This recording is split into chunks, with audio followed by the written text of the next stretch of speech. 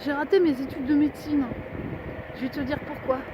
Quand j'avais 15 ans, je voulais absolument être médecin. Je voulais être médecin du monde quand il y a des catastrophes humaines, d'intervenir quand il y a des catastrophes humanitaires.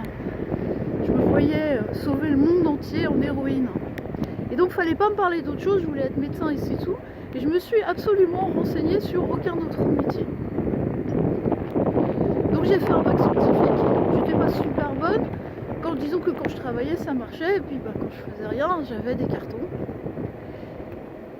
Je suis rentrée en première année de médecine, j'étais super motivée, tout m'intéressait, donc ça c'était plutôt cool. Tout m'intéressait, mais il y avait un cours quand même qui me posait un problème, qui était le cours d'anatomie. Au cours d'anatomie, on se passait des os humains. On étudiait l'anatomie de la tête et du crâne. Ça veut dire qu'on se passait des crânes et puis qu'on les inspectait, on regardait comment le crâne est structuré. C'est un os super complexe. Puis on regardait aussi des fémurs, des humérus. Et moi, au lieu de m'intéresser à la manière dont ces os sont structurés, sont construits, la manière dont les muscles s'insèrent dessus, parce que c'est ça qu'il faut apprendre quand tu es en première année de médecine, en tout cas c'était ça à l'époque, eh bien je m'imaginais, je me demandais à qui avaient appartenu ces os. Est-ce que c'était des femmes? Est-ce que c'était des hommes? Quelle vie ils avaient eu? Pourquoi ils avaient donné leur corps à la médecine? Évidemment, en se posant ce genre de questions, je me faisais des films, des romans, des polars quelquefois. J'imaginais des crimes, j'imaginais des morts violentes. Je risquais pas de me concentrer, j'arrivais pas du tout à réviser mes cours d'anatomie et j'ai eu une super mauvaise note, je crois que j'ai eu 0,5 sur 20 en anatomie. Donc ça m'a automatiquement renvoyé sur les bancs de la fac pour une première année de médecine. Il y avait un autre souci avec l'anatomie, c'est qu'en deuxième année, je savais qu'en deuxième année, on aurait à faire de la dissection. Et quelquefois, je passais devant le couloir d'anatomie, d'où sortait une odeur de formol que je trouvais absolument horrible. Et j'imaginais, mais j'arrivais pas à imaginer très longtemps que j'allais devoir disséquer des cadavres humains, et ça le faisait, mais alors vraiment pas du tout, ça me faisait complètement horreur. Donc là, c'était mal parti, surtout que j'aurais voulu, à ce moment-là, devenir neurologue. C'était une spécialité qui m'attirait beaucoup, sauf que c'est une spécialité chirurgicale, parce qu'il faut pouvoir intervenir sur le cerveau. Je ne me voyais pas du tout ouvrir des boîtes crâniennes, mais vraiment pas. Un autre souci, c'est que entre la première année et la première année de médecine que j'ai faite, eh ben, je me suis mise à faire beaucoup de bateaux.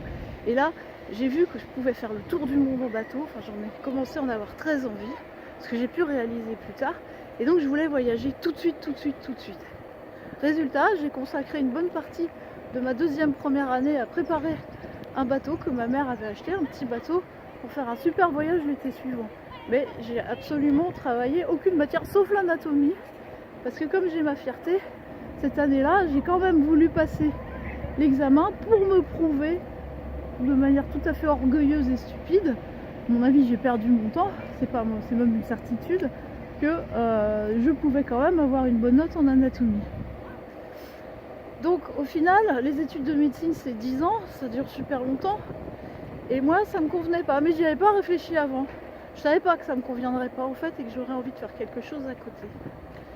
Et quand j'ai arrêté mes études de médecine, quand de toute façon je pouvais passer que 2 fois le concours, quand j'ai arrêté, j'avais pas la moindre idée à part de ce que je pourrais faire à part du bateau. Au final, je pense qu'il ne faut pas que tu fasses comme moi, même si tu as une vocation, même si tu penses que tu es sûr de ce que tu voudras faire plus tard, renseigne-toi quand même sur d'autres possibilités, sur d'autres métiers que tu pourrais faire. Et puis, ne fais pas comme moi non plus, dans le sens où je n'ai absolument jamais interrogé un médecin, jamais interrogé un étudiant en médecine, alors que ça aurait été super facile de le faire.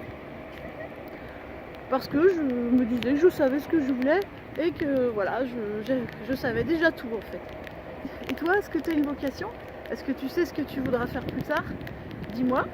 Et juste donc un petit conseil, n'oublie pas d'aller interroger d'autres étudiants ou de regarder au moins des témoignages sur YouTube, il y en a plein, pour vérifier si la vie d'étudiant dans le domaine qui t'intéresse pourra te plaire. Ciao, à très bientôt.